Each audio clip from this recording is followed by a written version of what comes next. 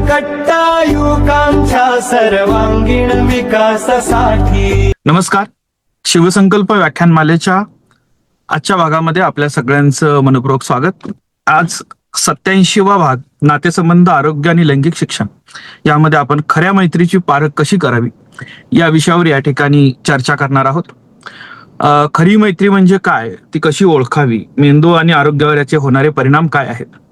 त्याचबरोबर या ठिकाणी सोशल मीडियाच्या युगामध्ये चांगल्या मित्राची व्याख्या काय, चांगला मित्र या ठिकाणी कसं बनावं आणि त्याचं या ठिकाणी विज्ञान आणि मूल्यांच्या आधारावर या ठिकाणी थोडीशी ओळख करून घेण्याचा आपण प्रयत्न करणार आहोत. मी ओळख यासाठी म्हणतोय, लक्षात घ्या. एक गोष्ट मी तुम्हाला या ठिकाणी मुद्दामून सांगू इच्छितो की 1938 साली हार्वर्ड स्टडीमध्ये एक अडल्ट डेव्हलपमेंट डिपार्टमेंट जे आहे तिथे या ठिकाणी 724 लोकांच्यावर या ठिकाणी एक संशोधन चालू केलं. आज 85 वर्षे झाली ते संशोधन अखंड सुरू आहे. त्यामुळं आपण खऱ्या मैत्रीची व्याख्या समजली आणि मला ते सगळंच काही अवगत झालं असा दावा करणं थोडंसं चुकीचं ठरेल. त्यामुळे समजून घेण्याचा प्रयत्न आपण करणार आहोत, हे लक्षात त्याच्यावरती. तर या अभ्यासामध्ये एक प्रश्न होता की आपलं आनंदी जीवन नेमकं कशामुळे होतं. मग त्याला या ठिकाणी पैसा लागतो किंवा या ठिकाणी प्रसिद्धी लागते की यश लागतं. तर याचं उत्तर मिळालं की आरोग्य, आनंद आणि आरोग्य हे कशामुळे मिळतं, तर चांगल्या नातेसंबंधांवर हे सगळं टिकून असतं, हे लक्षात त्याच्यावरती. म्हणजे आपल्याकडे लक्षात घ्या की आज आपण तुम्हाला फेसबुकवर या ठिकाणी 300-400 मित्र आहेत, इंस्टाग्रामवर 1000 फॉलोअर आहेत आणि एखादे ऍक्टर, एखादा रील स्टार ज्यावेळेला आत्महत्या करतो त्यावेळेला आपल्या लक्षात येतं की आभासी जग म्हणजेच वास्तव समजून जगणं हे या ठिकाणी किती फोलपणाचं आहे हे त्यावेळेला लक्षात येतं. म्हणून या ठिकाणी मैत्री ही संकल्पना समजून घेणं ही पहिल्यांदा आपली या ठिकाणी गरज आहे, लक्षात त्याच्या बाबतीत. आणि त्याच्यानंतर मग आपण या ठिकाणी थोडं सविस्तर या बाबीवर चर्चा करण्याचा प्रयत्न करणार आहोत. आता आपण ज्या वेळेला या विषयाला सुरुवात करतोय त्यावेळेला निश्चितपणे प्रत्येकाला नजरेसमोर काही चेहरे आले असतील तुमच्या, की हा माझा मित्र खरा आहे का, ही माझी मैत्रीण खरी आहे. आणि तेच नातेसंबंध आज तुम्ही माझ्या प्रत्येक वाक्याला कदाचित तपासून बघण्याचा प्रयत्न कराल की अरे ही व्यक्ती माझ्याशी असंच वागते, ही माझी व्यक्ती अशीच आहे, असं तुम्ही या ठिकाणी कदाचित रिलेट करण्याचा प्रयत्न कराल, हे लक्षात त्याच्यामध्ये. तर यातली 4 मुख्य वैशिष्ट्य आपल्याला बघता येतील की एकतर स्वेच्छेनं, म्हणजे कोणत्याही पद्धतीची सक्ती नाही, म्हणजे माझी तुझ्याबरोबर मैत्री ठेवायची इच्छा आहे त्यामुळे तू ठेवलीच पाहिजेस आणि माझ्याशी असंच वागलं पाहिजेस, हा विषय असतो. दोघांच्याकडूनही समान या ठिकाणी प्रयत्न, दोघांचाही विश्वास, म्हणजे ज्या वेळेला या ठिकाणी तुम्ही एकमेकांना काही सिक्रेट शेअर केलेले असतात, तुला म्हणून सांगतो, आणि ते तुमच्या तिथंच राहतात, ही मैत्री असते, लक्षात घ्या. ती शेअर व्हायला लागली तर ती मैत्री असत नाही. आणि दुसऱ्याच्या भल्याचा विचार हा यातला सगळ्यात महत्वाचा विचार आहे, लक्षात त्याच्यावरती. आरोग्यावर काय परिणाम होतात मैत्रीचे, तर या खऱ्या मैत्रीच्या सानिध्यात ज्यावेळेला तुम्ही असतात, मित्राच्या किंवा मैत्रिणीच्या, लक्षात घ्या, त्यावेळेला या ठिकाणी एक चांगलं डोपामाइन रिलीज होतं. त्यानंतर या ठिकाणी चांगल्या आनंदाचे हार्मोन्स आपल्यामध्ये या ठिकाणी रिलीज होण्यासाठी मदत होते. त्याचबरोबर या ठिकाणी एक चांगला शेअर तुम्ही वारंवार मी 2-4 वेळा यामध्ये सांगितलंही लक्षात घ्या त्याच्यामध्ये, की अगर खोल लिया होता दिल दोस्तों के साथ तो ना खोलना पडता आज औजारों के साथ. ठीक आहे, म्हणजे यारो के साथ असं म्हटलं जातं. तर आपण मित्रमैत्रिणींशी जर चांगल्या पद्धतीने गप्पा मारत असू, त्यांच्याशी संवाद चांगला असेल तर आपल्याला आरोग्य चांगलं राहतं. हृदयविकाराचा धोका 50% कमी येतो, हे संशोधन सांगतं, लक्षात घ्या. खरा मित्र ज्याच्याकडे आहे त्याला अत्यंत चांगली झोप लागते. एकटेपणा असणारी व्यक्तीचं आयुर्मान हे 7 ते 10% वर्षानं कमी होतं. ते मैत्री असेल चांगल्या पद्धतीची तर ते आयुष्य वाढायला, दीर्घायुष्य होण्याला मदत होते, हे लक्षात त्याच्या बाबतीतनं. आणि शैक्षणिक गुणवत्तेच्या बाबतीमध्ये ज्याची संगत चांगली आहे, ज्याचे मित्र चांगले आहेत, मैत्रिणी चांगल्या आहेत, त्यांचं कम्पॅरेटिव्हली एकट्या असणाऱ्या विद्यार्थ्यांपेक्षा सक्सेस हे थोडंसं जास्त बघायला मिळतं आपल्याला, हे लक्षात घ्या. त्यामुळे आपल्याला या ठिकाणी मित्र आणि मैत्रिणींच्या जगामध्ये आपण समृद्ध असणं हे अत्यंत गरजेचं आहे, लक्षात घ्या. एक 10 साधी लक्षणं बघू आपण की कोणत्या बाबतीमध्ये तुम्हाला आयडेंटिफाय करणं सोपं होईल की ही खरी मित्र किंवा मैत्रीण आपली आहे. ते तुमचं कुठलंही छोटी छोटी यश जे असतं त्याच्यामध्ये आनंद मिळवणारी व्यक्ती ही तुमची या ठिकाणी खरी व्यक्ती हे असते, लक्षात त्याच्यामध्ये. आणि तुमचं यश म्हणजे स्वतःचं अपयश मानत नाही, म्हणजे अरे काय दरवेळा त्याला संधी मिळते, मला मिळतच नाही, हा तुमचा मित्र असू शकत नाही, लक्षात घ्या. तुमच्या पाठीमागं, म्हणजे मी बऱ्याच वेळा म्हणतो की अनुपस्थितीमध्ये कुणाबद्दलही बोलूच नका, पण तुमच्या पाठीमागं देखील जो तुमचा आदर राखतो, तुमच्याविषयी चुकीचं काही ऐकून घेत नाही, तो तुमचा खरा मित्र असतो, हे लक्षात त्याच्या पद्धतीत. सतत या ठिकाणी तुम्ही बोलत असता आणि बोलत असताना तो तुमचं ऐकून घेत असतो. तो मोबाईलमध्ये लक्ष देत बसत नाही. अलीकडची लक्ष नाहीत लक्षात. कोणीतरी आपण बोलत असतो त्याचं त्याचं मोबाईलमध्ये काहीतरी चाललेलं असतं. खरं सांगण्याचं धैर्य. मी म्हटलं ना तुम्हाला की मित्र हा म्हणजे सूर्याप्रमाणे या ठिकाणी प्रखर आग ओकणारा, म्हणजे तुमच्या चुकांची या ठिकाणी दाहकता जाणवून देणारा आणि चंद्राप्रमाणे शीतल, म्हणजे तुम्हाला या ठिकाणी आनंदामध्ये सपोर्ट करणारा असा मित्र असायला पाहिजे. ही साहित्यिक भाषा जरी असली तरी या ठिकाणी खरं सांगण्याचं धाडस, खोटी प्रशंसा करून या ठिकाणी तुम्हाला नेहमी आनंद ठेवण्यापेक्षा तुमच्याकडून मोठ्या चुका होऊ नयेत म्हणून खरी परिस्थिती सांगणारा हा तुमचा मित्र असतो. तुमच्या तत्वांचा आदर करणारा, म्हणजे तुम्ही व्यायाम करता, अभ्यास करता, व्यसन टाळता, लक्षात, तर तो चेष्टा करत नाही तर तुम्हाला पाठिंबा देतो. हे महत्वाचं असतं. कारण आपल्यामध्ये बऱ्याच वेळा तुमची म्हणजे चेष्टा केली जाते, उपहास केला जातो की अरे हा बघ, हा व्यायाम करत नाही, हा कुठलाच व्यसन घेत नाही, लक्षात, याला कुठलंच व्यसन नाही. अधिकारी मंडळींच्या बघता अरे तो टी टोटलर आहे, म्हणजे काय, तो फक्त चहा पितो, कुठल्याही पद्धतीचं त्याला व्यसन नाही. मग हे उपहास केलं जात नाही तर तुमच्या या ठिकाणी विचारांचा या ठिकाणी आदर केला जातो. हे लक्षात त्याच्या बाबतीतनं ते देखील समजून घेणं गरजेचं. त्यामुळं हा मित्र या ठिकाणी आपल्या वागण्याचा, आपल्या सवयींचा सन्मान करणारा मित्र असतो. गरजेच्या वेळेला हजर असणारा, म्हणजे तुमच्यात त्याचं असं नाही की बाबा कधी मुलांच्या अवतीमध्ये हे लक्षात द्या, कधीही फोन आला तर चल मी हजर आहे तुझ्यासाठी. पण प्रत्येक ग्रुपमध्ये एखाद्याच व्यक्तीला ती सवय असते आणि त्यालाही माहित असते की बाबा आपला वापर करतायत का, प्रत्येक वेळेला मला बोललं जातं. एकच मित्र तुमचा असतो की जो सगळ्यांच्या कामाला पडत असतो. हे लक्षात आहे त्याच्या बाबतीतनं. तुम्हाला बनवण्याचा प्रयत्न करत नाही. म्हणजे बऱ्याच वेळा काही मित्र असे असतात की तुमची खोटी स्तुती करायची, लक्षात, किंवा या ठिकाणी त्याचा सारखा प्रयत्न, अरे तू याच्यासारखं बनलं पाहिजेस, तू तू असं बनलं पाहिजेस, तुझ्यामध्ये हा बदल झाला पाहिजे, सातत्याने या ठिकाणी कोणाच्या सारखं तरी बनवण्यापेक्षा जसं आहात तसं स्वीकारण्याची एक या ठिकाणी पद्धत असते. तुमच्या कुटुंबाचा आदर, म्हणजे बऱ्याच वेळा मी मुलांच्या मध्ये बघतो की मित्राच्या वडिलांचा, मित्रांच्या कुटुंबांचा या ठिकाणी बऱ्याच वेळा अनादर करत असले आपल्याला बघायला मिळतं. तर तसं नाही, तुमच्या आई वडिलांचा देखील सन्मान ज्या नात्यामध्ये आहे, मित्रामध्ये आहे, ते देखील फार महत्वाचं असतं. लक्षात घ्या, सगळ्यात महत्वाचं तुमची गुपितं त्याच्याकडे सुरक्षित राहतात. हे फार महत्वाचं असतं, लक्षात घ्या. कारण की असे काही कमी मित्र असतात की ज्याच्याकडे तुम्ही विश्वासानं बोलू शकता आणि ते त्याच्याकडे सांगितलेलं तिसऱ्या व्यक्तीकडे जात नाही, याची तपासणी आपण करणं गरजेचं असतं. आणि 10 नंबरचं महत्वाचं की तुम्ही दिलेल्या प्रत्येक गोष्टीमध्ये, तुम्ही केलेल्या प्रत्येक छोट्या छोट्या गोष्टीमध्ये तुम्हाला मोटिवेट करणं, प्रोत्साहन देणं, हे या ठिकाणी त्याचं काम असतं, तो करत असतो. लक्षात घ्या. थोडंसं विषारी मैत्री म्हणता येईल आपल्याला, किंवा आपल्या सोबत असून देखील त्रासदायक ठरणारी मैत्री जी असते त्याचे काही रेड फ्लॅग आहेत. त्यातला पहिला एक, सतत तुमच्यावर टीका केली जाते, चेष्टा केली जाते, अपमान केला जातो. हे लक्षात घ्या. लक्षात, मजेत करतो पण तो तुमचा या ठिकाणी चेष्टेचा भाग असतो. तिथं या ठिकाणी तुम्हाला लक्षात घेतलं पाहिजे की बाबा ही मैत्रीत थोडासा कुठेतरी अडचणीचा भाग होतोय. तुमच्या यशाने अस्वस्थ, म्हणजे तुमचं काहीतरी झालंय, तुम्ही अचिव्हमेंट मिळाली म्हटली की ज्याचा चेहरा पडतो, हे तुम्हाला जाणवतं लगेच. अरे त्याला कोणाचंच यश बघवत नाही, त्याला कोणी काय गाडी घेतली तरी बघवत नाही, कोणी काय अचीव्ह केलं तरी बघवत नाही. अशा पद्धतीचे काही पर्सनॅलिटी आपल्या आजूबाजूला असू शकतात. लक्षात घ्या. त्याला गरज असेल त्याच वेळेला तुम्हाला फोन करतो, लक्षात. अशी व्यक्ती जर असेल तर ती तुमची चांगला मित्र होऊ शकत नाही. लक्षात घ्या. त्यानंतर या ठिकाणी पेअर प्रेशर, म्हणजे वाईट गोष्टीकडे तुम्हाला खेचणारा, म्हणजे आपण सगळ्यांनी मिळून या गोष्टी केल्याच पाहिजेत, लक्षात, किंवा या ठिकाणी एकदा करून बघायला काय होतं म्हणून वेगळ्या पद्धतीची व्यसनं या ठिकाणी करायला भाग पाडणारा हा मित्र तुमचा चांगला मित्र असू शकत नाही. लक्षात त्या ठिकाणी. मग याच्यामध्ये दारू असेल, सिगारेट असेल, ड्रग्ज असेल, चोरी असेल, परीक्षेतली कॉपी असेल, एकदा ट्राय कर असं करणारा मित्र तुमचा मित्र असू शकत नाही. मित्रांनो, हे लक्षात त्याच्या बाबतीत. त्यानंतर इमोशनल ब्लॅकमेल, म्हणजे तू माझं ऐकत नाहीस तर मी तुला सोडून देईन, मी असं करेन, मी काहीतरी करेन, या पद्धतीचं जे काही इमोशनल ब्लॅकमेलिंग तिथं चालू असतं, लक्षात घ्या, ती तुमची खरी मैत्री असू शकत नाही. लक्षात घ्या. तुम्ही सांगितलेली गोष्ट दुसऱ्या दिवशी 10 जणांना माहीत झालेली असते. तुम्ही त्याला सांगितलेलं दुसऱ्या 10 जणांना माहीत झालेलं असतं.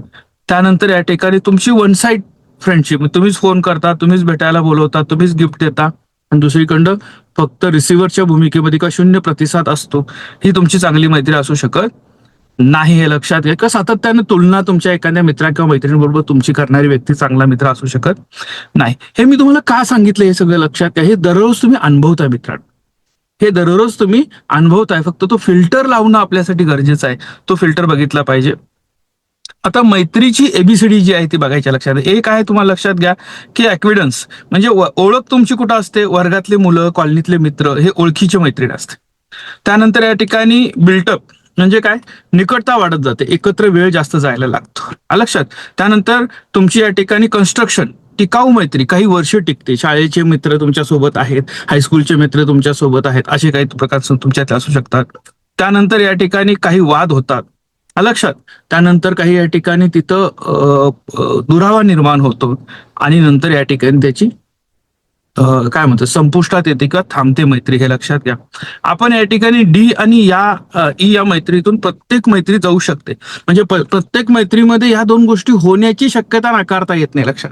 त्याचं फार वाईट वाटून घेण्याची गरज नाही, हे लक्षात घ्या. आधुनिक मैत्रीमध्ये काय झाले लक्षात घ्या, चाइल्डहुड फ्रेंड म्हणजे शाळेच्या शेजारचे, त्यानंतर अकॅडमिक फ्रेंड्स, कॉलेजमधले तुमचे फ्रेंड्स असतील, त्यानंतर वर्क आणि करिअर फ्रेंड, ज्या ठिकाणी तुम्ही काम करता अशा ठिकाणी, आणि ऑनलाईन फ्रेंड, या कॅटेगरीमध्ये तुमचे या ठिकाणी मित्र असतात. हा प्रत्येक प्रकार गरजेचा आहे, लक्षात घ्या. आणि प्रत्येक ठिकाणी एक समान विश्वास नसतो, हे लक्षात घ्या. लक्षात, सगळीकडे सारखे पॅरामीटर्स लागत नाही, ते समजून घेणं गरजेचं आहे, लक्षात घ्या. मैत्रीचे 3 या ठिकाणी महत्वाचे भाग आपण थोडं समजून घ्या, की आपण काय म्हणतो, युटिलिटी फ्रेंडशिप म्हणजे उपयोगाची मैत्री. मी तुला मदत करतो, तू मला मदत कर, एकमेका सहाय्य करू, अवघे धरू सुपंत, अशा पद्धतीची मैत्री असू शकते. उपयोग संपला की मैत्री संपली, लक्षात. एकाच वर्गात तुम्ही मित्र एकमेकांचा अभ्यास करत असता एका विषयाचा, ज्या वेळेला तुम्ही परीक्षा क्लिअर करता किंवा एखादा क्लिअर करून बाहेर जातो, त्यावेळेला त्या मैत्रीतली उपयोगिता संपलेली असते. प्रेशर फ्रेंडशिप म्हणजे किंवा प्लेजर फ्रेंडशिप, आनंदाची फ्रेंडशिप म्हणजे एकत्र खेळता, मजा करता या ठिकाणी, त्यावेळेला तो आनंद असतो म्हणून ती मैत्री असते. ज्या वेळेला तुम्ही क्रिकेटच्या मैदानावर क्रिकेट खेळत असता त्यावेळेला ती मैत्री असते. ज्या वेळेला तुम्हाला असं वाटतं की बाबा या ठिकाणी आता थोडंसं नाही जायचं, मला कामासाठी बाहेर जायचं, त्यावेळेला तिथला दुरावा निर्माण होत असतो, हे लक्षात घ्या. ट्रिपला गेलात त्यावेळेला एन्जॉय करत असता, ट्रिपमध्ये असता तेवढी मैत्री झालेली असते, नंतर पुन्हा आपण या ठिकाणी बाजूला पडतो. अधिवेशनाला बारामतीला आलात की या ठिकाणी चांगली मैत्री जमलेली असते आणि मग त्यात नंतर काही लोक अजिबातच बोलत नाहीत आणि काही लोक मात्र या ठिकाणी एकमेकांच्या कॉन्टॅक्टमध्ये राहतात, हे लक्षात त्याच्यामध्ये. त्यानंतर या ठिकाणी तुमची एक या ठिकाणी आहे गुणांची मैत्री ज्याला म्हणतात आपण, लक्षात घ्या. म्हणजे एकमेकांच्या चांगल्या मूल्यांची, मला याचा स्वभाव आवडतो, मला याच्या ह्या क्वालिटीज आवडतात, याची लिडरशिप आवडते, मला याचा अभ्यास करण्याची पद्धत आवडते, मला याची बोलण्याची पद्धत आवडते, म्हणून या ठिकाणी असणारी मैत्री जी एकमेकांना चांगल्या पद्धतीचं माणूस बनवते आणि या ठिकाणी तुम्हाला बेटर समजून घेण्याचा प्रयत्न करत असते, हे लक्षात त्याच्या पद्धतीनं. वर्गातल्या मैत्रीतला सर्वात मोठा धोका काय, तर पिअर प्रेशर. म्हणजे मी जसं वर तुम्हाला सांगितलं की मित्रांनी ठरवलं म्हणून आम्ही ते केलं, माझी इच्छा नसताना मी ते केलं आणि मग माझ्या आयुष्यामध्ये फार मोठं वादळ निर्माण झालं, असं बऱ्याच वेळा होत असतं, लक्षात घ्या. संगत असं जे बोललं जातं की चांगली संगत असणं गरजेचं आहे, त्याचं कारण काय असतं की त्याचा जो परिणाम आहे तो दीर्घकाळ आपल्या आयुष्यावर होत असतो, लक्षात घ्या. आई वडील आणि शिक्षकांपेक्षाही जास्त परिणाम या मैत्रीचा आपल्या नात्यामध्ये होत असतो, आपल्या जीवनाच्या जडणघडणीमध्ये होत असतो, लक्षात घ्या त्याच्यामध्ये. म्हणजे मी एक कार्टून मीम बघितला होता, तो सगळा त्याच्यामध्ये तो म्हणतो की त्याच्यामध्ये शिक्षकांनी 10 वर्ष घडवलं, आई वडिलांनी 20-22 वर्ष घडवलं आणि 22-23व्या वर्षी 2 मित्र माझ्या आयुष्यामध्ये असे आले की ज्यांनी ते घडवलेलं सगळं होतं ते सगळं बिघडून टाकलं, लक्षात. आणि ही फॅक्ट आहे काही लोकांच्या आयुष्यामध्ये. यातला विनोदाचा भाग आपण बाजूला ठेवूया, पण असं घडू शकतं मित्रांनो, हे लक्षात घ्या. त्यामुळं ज्या मैत्रीमध्ये पिअर प्रेशर म्हणून दारू, सिगारेट, ड्रग, चोरी, खोटं बोलणं, लक्षात, अनावश्यक खर्च, उधारी, शाळा कॉलेजमध्ये बंक मारणं, ऑनलाईन या ठिकाणी बऱ्याच वेळेला काही चुकीचं शोषण करणं किंवा या ठिकाणी अनैतिक संबंध या पद्धतीपर्यंत जातं, ती मैत्री या ठिकाणी अडचणीत आणणारे पेअर प्रेशर असू शकतं, लक्षात घ्या. सगळेच करतात तू कर, अशा पद्धतीचं या ठिकाणी संकेत ओळखा आपल्याला. तू मित्र असशील तर हे करशील, लक्षात. तू घाबरट आहे का, किंवा या ठिकाणी फक्त एकदा ट्राय कर, कुणाला कळणार नाही, ह्या पद्धतीची वाक्य कानावर पडायला लागली की थोडंसं आपण सावध होणं गरजेचं आहे. त्यावेळेला आपली उत्तर पाहिजे, नाही माझी पद्धत थोडी वेगळी आहे, मला जमणार नाही, पुढच्या वेळेला बघू, किंवा मला आई वडिलांनी विश्वासानं पाठवलेलं आहे. ही काही वाक्य आपल्या मित्रमैत्रिणींच्या तुम्ही ऐकली असतील, हे लक्षात, हे फार महत्वाचं आहे, लक्षात घ्या. सोशल मीडियामधली मैत्री जी आहे ना, तो एक वेगळा प्रकार अलीकडच्या कालावधीमध्ये बघायला लागतो की दूरच्या मित्रांशी आपण संपर्कात असतो आणि ते दूरच्या मित्रांशी संपर्कात असताना या ठिकाणी कसं असतं की नवीन या ठिकाणी काही गोष्टी शिकण्याच्या, नवीन काही गोष्टी बघण्याच्या गोष्टी नादामध्ये आपण असताना, शोधामध्ये आपण असताना ऑनलाईन पद्धतीनं आपली या ठिकाणी ओळख होत असते आणि ही ओळख आपल्याला या ठिकाणी मैत्रीमध्ये रूपांतरित होते. ऑनलाईन ते इन्स्टा असेल, फेसबुक असेल किंवा अन्य या ठिकाणी बऱ्याच बाबी आहेत की जिथे या ठिकाणी आपल्याला या गोष्टी बघायला मिळतात. हे लक्षात घ्या. माहितींची देवाणघेवाण होत असते आणि तिथं थोडंसं आपण या ठिकाणी सावध होणं गरजेचं असतं. कशासाठी सावध होणं, की आपण बऱ्याच वेळा या ठिकाणी माहितींची देवाणघेवाण करत असतो. ऑनलाईन या ठिकाणी काही गोष्टी देण्याच्या, सांगण्याच्या गोष्टी भानगडीत पडत असताना काही चुका आपल्याकडं होतात. त्या चुका टाळणं गरजेचं असतं. हे लक्षात त्याच्या बाबतीतनं आपल्या लाईक्स म्हणजेच त्या ठिकाणी ते आपल्यावर प्रेम करतात असं होतं का? तर असं अजिबात नाही. लक्षात घ्या. 100 किंवा 1000 फॉलोअर जरी असले तरी तुमचे खरे मित्र असतीलच असं नाही. लक्षात घ्या. त्यानंतर या ठिकाणी बऱ्याच वेळेला फेक प्रोफाईल असतात. फेक प्रोफाईलच्या प्रेमात तुम्ही पडता. फेक प्रोफाईल बरोबर तुमची मैत्री होत असते. ऑनलाईन या ठिकाणी बऱ्याच वेळेला काही लहान मुलांसाठी अडचणीचे होऊ शकतात. लक्षात घ्या. त्याला सायबर बुलिंग असं म्हटलं जातं. असा प्रकार होऊ शकतो. सेक्स्टॉर्शन किंवा ब्लॅकमेलिंगसाठी बऱ्याच वेळा खाजगी फोटोंचा वापर केला जातो, जो मैत्री खातर आपण शेअर केलेला असतो. तर ही ऑनलाईन मैत्री सुरक्षित ठेवण्यासाठीचे एक 7 नियम आपल्याला माहित असणं गरजेचं आहे. लक्षात. त्यातला पहिला म्हणजे या ठिकाणी अनोळखी फ्रेंड रिक्वेस्ट स्वीकारायची नाही. कुणाला दाखवण्यासाठी तुमच्या अकाउंटला 5000 मित्र पाहिजेत आणि मग तुमचं अकाउंट फॉलोअर मध्ये गेलं पाहिजे याची गरज नाही. लक्षात घ्या. त्यानंतर पर्सनल इन्फॉर्मेशन, पत्ता, फोन नंबर, शाळेचा, हे सगळं शेअर करायची गरज नाही आहे. व्हिडिओ कॉल अनोळखी मित्रांसोबत, अनोळखी व्यक्तींसोबत करू नका. हे लक्षात घ्या. खाजगी फोटो कधीच ऑनलाईन शेअर करायचे नाहीत. मी तुम्हाला वारंवार सांगितलं, एकदा क्रिएट झालेला डेटा कधीही डिलीट होत नाही. हे लक्षात घ्या. त्याच्या बाबतीतनं प्रत्यक्ष भेटायचं असेल तर पालकांना सांगून भेटा. कितीतरी प्रकरणं अशी बघितली की ऑनलाईन प्रेम होतं, ऑनलाईन चॅटिंग चालू होतं म्हणून घर सोडून मुली आलेल्या आहेत. घर सोडून मुलं, म्हणजे अगदी कोल्हापूरमधली घटना मी 2 महिन्यापूर्वी बघितली की एक मुलगी, मला वाटतं काहीतरी ओरिसामधनं कोल्हापूरमध्ये आली होती आणि तिथं आल्यानंतर त्या मित्रांनं फोन बंद केला. त्याची भेट होत नव्हती. मग कोल्हापूरकरांनी हे तिला समजून घेतलं, पोलीस स्टेशनला घेऊन गेले, त्या मुलाला शोधून आणलं आणि तिला तिच्या आई वडिलांच्याकडे परत पाठवलं. पण असे प्रसंग बऱ्याच वेळेला घडतेले आपल्या आजूबाजूला बघायला मिळतं. लक्षात घ्या. आणि आपल्याला रिपोर्ट आणि ब्लॉक सारखं साधन दिले तिथं, त्याच्यामध्ये आपण टेन्शन घेण्यापेक्षा त्याला ब्लॉक करणं गरजेचं आहे, समजलं पाहिजे. आणि यापूर्वी आपण बघितलं, कोणत्याही पद्धतीच्या ऑनलाईन मैत्रीमधनं कुठल्याही पद्धतीची डिमांड चालू झाली तर लगेचच पहिल्या मागणीला तुम्ही नकार दिला की पुढचं सगळं थांबतं. लक्षात घ्या. आणि आपल्याला सायबर सिक्युरिटीसाठी असणाऱ्या हेल्पलाईनचा उपयोग करता आला पाहिजे. चांगले मित्र बनवावे कसे, लक्षात. आता हे मुळातच ह्या व्याख्यातनं घडत नसतं. हे लक्षात घ्या. हे तुमचं सहज सुंदर जगणं असतं, त्यातनं त्या गोष्टी घडत असतात. पण काही साध्या साध्या गोष्टी, एक तर ऐकण्यासाठी वेळ द्या. थोडा मोबाईल बाजूला ठेवून त्याला समजून घेण्याचा प्रयत्न करा. आजच्या नात्यामधला सगळ्यात मोठा अडथळा तो आहे की बसता तर तुम्ही एकमेकांच्या शेजारी, पण दोघंही मोबाईलमध्ये बघत बसलेला असता. त्यापेक्षा थोडंसं या ठिकाणी गप्पा मारणं गरजेचं आहे. लक्षात घ्या. विश्वास सांभाळणं गरजेचं आहे. सिक्रेट जे फक्त तुम्हाला सांगितलेत हे इतरांपर्यंत पोहोचू नये त्याची काळजी घ्या. लक्षात घ्या. त्याच्या यशात सहभागी व्हा. त्याला अपयश आलं तर त्याला आधार देणं गरजेचं असतं. खरं आणि आदराने या ठिकाणी तुम्ही बोला. हे लक्षात घ्या. समोरच्याला त्याची चूक दाखवत असताना देखील ती अत्यंत चांगल्या पद्धतीनं समजावून सांगितली पाहिजे की त्याला वाटलं पाहिजे बा हा खरोखर माझ्या भल्यासाठी सांगतोय त्याच्यामध्ये. हे लक्षात घ्या. त्यानंतर त्याच्या वेळेला, गरजेला तुम्ही हजर असणं गरजेचं असतं. मतभेद ठेवू नका. मतभेद असू शकतात पण मनभेद असता कामा नये. विचार कधीच 100% कुणाचे जुळत नसतात. लक्षात घ्या. 100% कधीच कुणाचे विचार जुळत नसताना देखील जी टिकते ती मैत्री असते. कारण तुमचे विचार जुळत नाहीत पण तुमची मनं जुळलेली आहेत.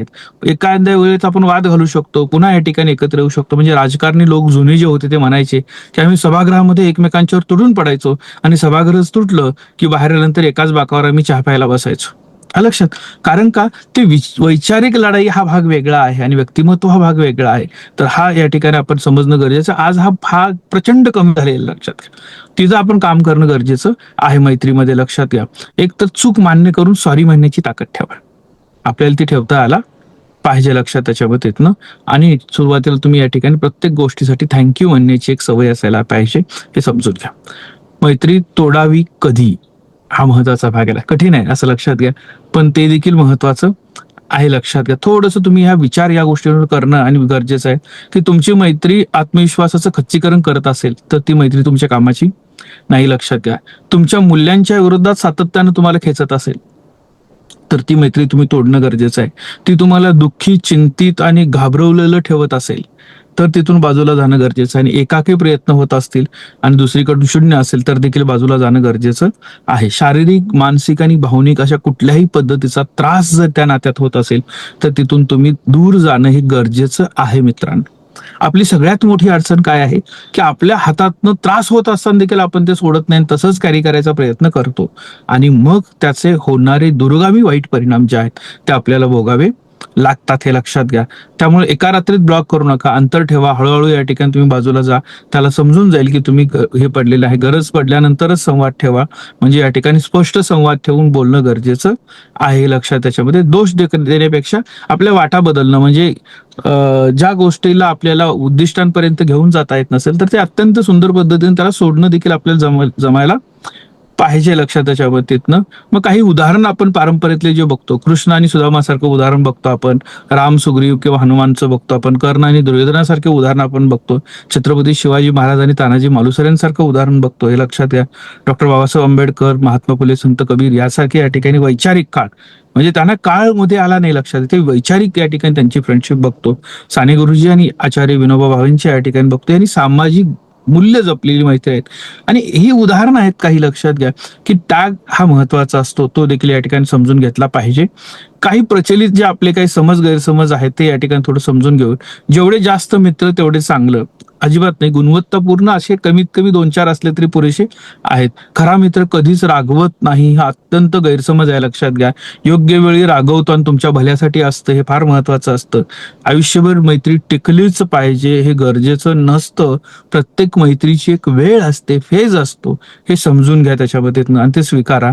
ऑनलाईन फ्रेंड्स खरे नाहीत असं नाही, ते खरे असू शकतात, पण ते सावधगिरीनं तपासणं गरजेचं असतं.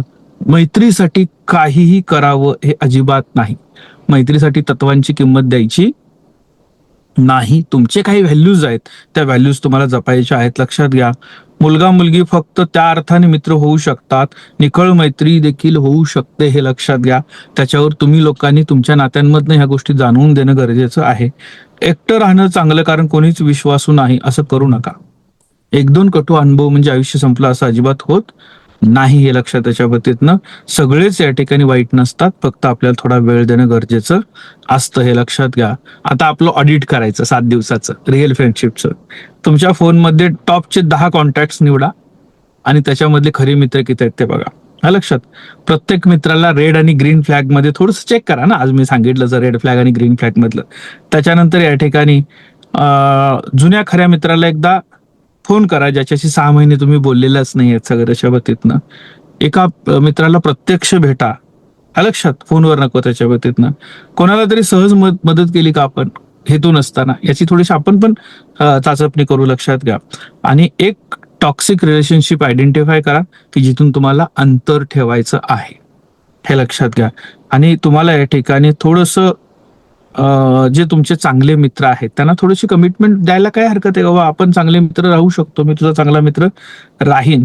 आता ह्या ज्या गोष्टी तुम्ही बघितल्या मित्रांनो, की हे सगळं एका कवितेच्या माध्यमातून सांगायचं असतं तर मी तुम्हाला म्हटलं असतं की कवी अनंत राऊत यांची कविता जी आहे, जी मी वारंवार वर्गात आल्यानंतर तुम्हाला सांगत असतो, जे वेगवेगळ्या ठिकाणी, काय, मित्र दुःख आडवा याला डोंगरासारखा, मित्र वनव्यामध्ये गारव्यासारखा.